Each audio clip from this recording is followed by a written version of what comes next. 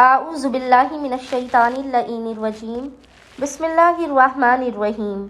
السلام علیکم یا علی مدد۔ مومنین و مومنات کی خدمت میں بے انتہا مجرب ترین وظیفہ عمل ابا عبداللہ الحسین سید الشہداء علیہ السلام کی بارگاہ سے لے کر آئے ہیں۔ مولا حسین ابن علی کے اس مجرب ترین عمل و وظیفے کو مومنین نے ماہ رجب میں کسی بھی منگل والے دن سے لے کر جمعرات والے دن تک ٹیوزڈے تو تھرسڈے 3 ڈیز آپ نے لگاتار اس عمل و وظیفے کو کرنا ہے۔ آپ کی تمام مشکل ترین حاجات کی قبولیت کے لیے، تمام مسائل کے خاتمے کے لیے یہ بے انتہا مجرب اور تیر بہدف ترین عمل و وظیفہ ہے۔ آپ کی نسلیں سنور جائیں گی اس عمل و وظیفے کو کرنے سے، رزق و روزی کی تنگی دور ہو جائے گی، خداوند متعال کا خصوصی لطف و کرم اور عنایات نازل ہوگا، ہر قسم کے جادو کا، حسد کا اور نظر بد کا اس مختصر ترین عمل کے ذریعے خاتمہ ہو جائے گا۔ بس مومنین نے کرنا یہ ہے کہ پورے ماہ رجب میں کسی بھی منگل والے دن سے لے کر جمعرات والے دن تک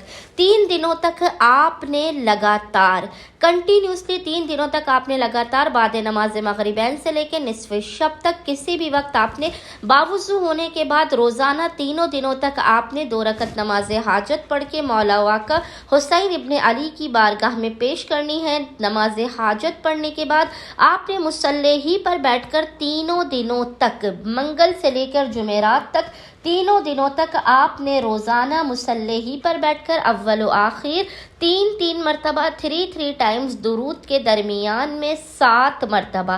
7 ٹائمز آپ نے سورہ فجر کی تلاوت کرنی ہے۔